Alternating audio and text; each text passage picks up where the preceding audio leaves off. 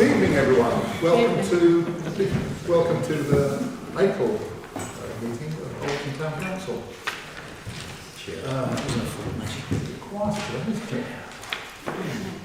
Okay, notification of absence. Received from councillors S. Archer, N. Bishop Rowe, A. Butcher, T. Irving and P. Smith. Okay, thank you. Request for dispensations. Not received, Mr. Mayor.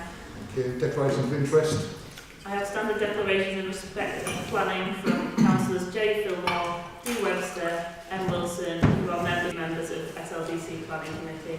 Thank you. And I declare interest in item 10D, awards. Right, Mayor's announcements. Well, first of all, welcome to our new member of staff. I did tell her that she had to do a speech, but she knows I'm joking. Okay. This is Debbie Duncan. Debbie has taken over the position vacated by Sue Yates, who's now retired. Sue's leaving to it was very heartwarming to see all her friends and her family there and the councillors present there as well. And I'm sure that everyone here will join me in wishing her a very long and happy retirement. That is. Thank you. The last 2-3 weeks, very pleased to see the launch of the Roxy Collective's crowdfunding campaign.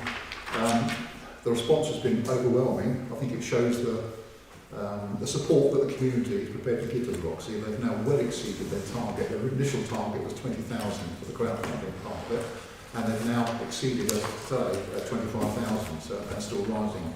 So that's really, really good. So I think that shows the support of the residents of Ulverston. Absolutely magnificent. At the beginning of April, I was invited to go to the South Cumbria Music Festival Gala concert, which was at St Mary's Church in Dalton. It was a thoroughly enjoyable experience. Wonderful evening of music and poetry, children from local schools, etc., and some of the awards that were being given. Amazing talent, some of them. I was astounded at the talent, some of them. And even one little lad playing the piano started breaking to Scott Joplin. He was only about 11 or 12. It was absolutely fabulous, it was. And next month, in a couple of weeks' time, I've actually been invited to Sir John Barrow School, where I'm going to be giving out some of the trophies and a bursary, which I'm really looking forward to. In the middle of the month, I had an informal visit to the Quaker Meeting House. They've been doing some work there on the garden. They're trying to turn the back garden, what was quite a wild area, to a nice peaceful place for people to go visit. And I had a grand tour of that and a grand tour of the building itself. It was much, much bigger than I ever thought it was, having looked over the wall. It's quite inside. And I'm going back in a couple of weeks. We're going to officially open again. I'm really looking forward to that. During the month, I attended the Albert Twinning Committee, the AGM, where we've elected a new chair for the Twinning Committee, which I think we're all very pleased about, and we're looking forward to getting back together with our friends in Albert and getting things moving again after COVID, which kind of put the knockers on most things. So try and get the community links back going, all of that. And of course, for those that were in town on Saturday, St George's Day pageant, wasn't it magnificent? Those that saw it, it was absolutely amazing. The dragon, etc. Oh, no, your son. Yeah, and it was an absolutely brilliant show. They did it twice. It was quite amazing as well. St George arriving was the real high point. It was amazing. The first time we fell off a bit.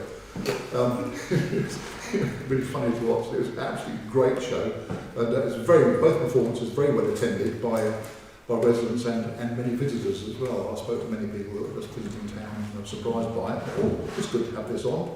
So absolutely amazing, and I think it's a great sign as well that the town is really now coming to life again, with those all emerging still from COVID problems really coming to life. And I'm very pleased with that.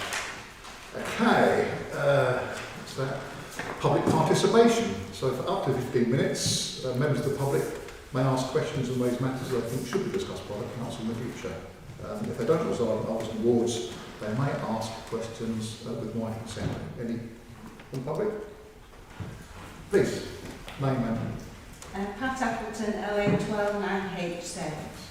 I've briefly had a word with Councillor Wilson, but as a volunteer with Ulverston in Bloom, it just seems a bit unfair if we have to use our card, that we have to pay whatever amount, $250 of such if we're there for a few hours. We don't know where we're going to be working. It can be on Brewery Street car park.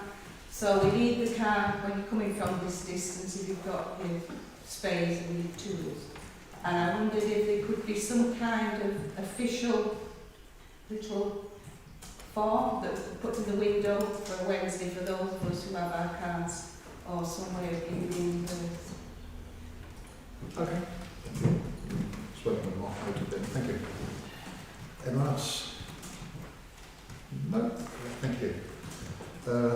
Minutes. To approve the minutes of the council meeting on the 21st of March. Councillor Irving, proposed. Councillor Webster. Seconded. Agreed. Excellent, thank you. Right, update, brief update from Clark.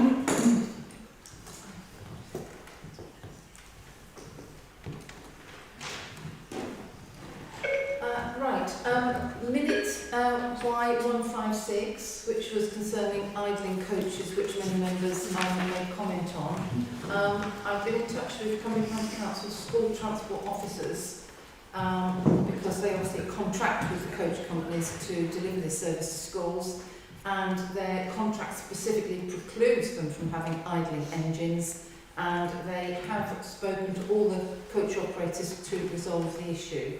So if members get any reports that that's not happening, then please let me know.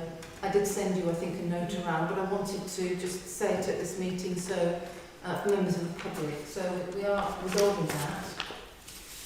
Minute number Y162, yes, this was regarding the SIDs, the speed indicator devices, which are portable and which councillors expressed. Thanks. Yeah. Well, to keep it to the minimum, I've copied. Well, Jane and the office staff have copied up something that's been supplied to you all about. It's about an overview and scrutiny committee meeting that will start on Friday this week. I thought it would be wise just to show everybody what the scope of that overview and scrutiny task and finish group is and who the members are. And also, when we've seen the members, you can either feed some views through to them or you can feed them through to me. I don't need to read much more of this, but it's so for the public. We wanted to know that we, as a town council, a series of ward and parish councils actually, would changed above us, as it were, with SLDC and the county changing to one unitary. We don't want to be forgotten in that. We want to be part of the corporate memory, and we want to be part of a think group that can put what went well to the new authority before they start, so that they can be cogitating on these issues. So we've got this task and finish group starting on Friday, and it fits in well with the piece of work that Jane did on minute number 174, was it you said? With the information from the 151 officer who leaves the employ of the authority in a few days' time. Okay, that's it from me. Thank you. Further? Yeah, just a couple of things. The Cumbria County Council are putting in a bid for access for all programme towards the new lifts at Ulverston Station. So I think you might be interested in that. And you probably all know this, but just in case, the national highways now have been handed over the Dalton traffic lights. So that if there are any problems with Dalton Gate traffic lights, it's now National Highways rather than Cumbria County Council. It's been handed over. Thank you. Thanks. Councillor Webster. Yeah, Councillor Rigg, I don't know if you've received this letter from GSK as yet, but I was at the GSK task force meeting and they are sending out a communication to all residents and stakeholders in South Ulverston with regards to the demolition of parts of the factory, which will be coming up in the not too distant future. I did send you a copy, Jane, to send out to all the councillors. If you could do that tomorrow, if you've not done it already. I haven't seen it, but Also, with regards to the leisure centre, there's no actual start date as yet for when phase 1 will commence, but they're looking at being able to state something around the end of May, beginning of June time. Thank you. Anything further, SLTC? Okay, thank you. Item 8. Councillor Ring has requested to withdraw this item and it will be put on a further agenda. Okay, great, thank you. Item 9, annual town meeting. Council to note that the annual town meeting is going to take place at the Red Rose Club, the Old Drill Hall, on Monday, 16th May at 7 p.m. So, you noted? Mr Mayor, can I just say I have been into the drill hall. They are going to do their best to stop people walking through the hall and encourage them to go around the side, but they can't guarantee it 100%. So I think we'll just have to bear with it. Okay, well, okay. See what happens. Okay, thank you. Right, item 10, financial and general purposes, Councillor Wilson. Thank you. See where I can get to it.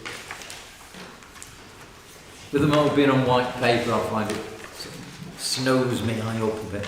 Right, so looking at the minutes of the F&GP committee, and my first action is to ask you at item 10, does this council resolve to approve the minutes and any actions therein of the F&GP committee? Approved. Agreed? Agreed. Thank you. Anyone not? Thank you. So I'll go to 10B. Finances. Council, do you resolve to approve the bank statement, reserve account balance and C? Council is recommended to approve the update report on the track bed and the receipt of the draft heads of terms and annotated legal comments. That just means... That just means that we can get started. Terribly sorry. Yeah, the clerk wishes to speak on that. Very good. That's fine. Sorry, I'll stop this sentence and then the clerk can speak. Thanks. Yes, just to say that we've had that there's £22,000 required to start on the initial planning process and the initial works for the track bed. And in the last few days, we've received notification of a grant of £10,000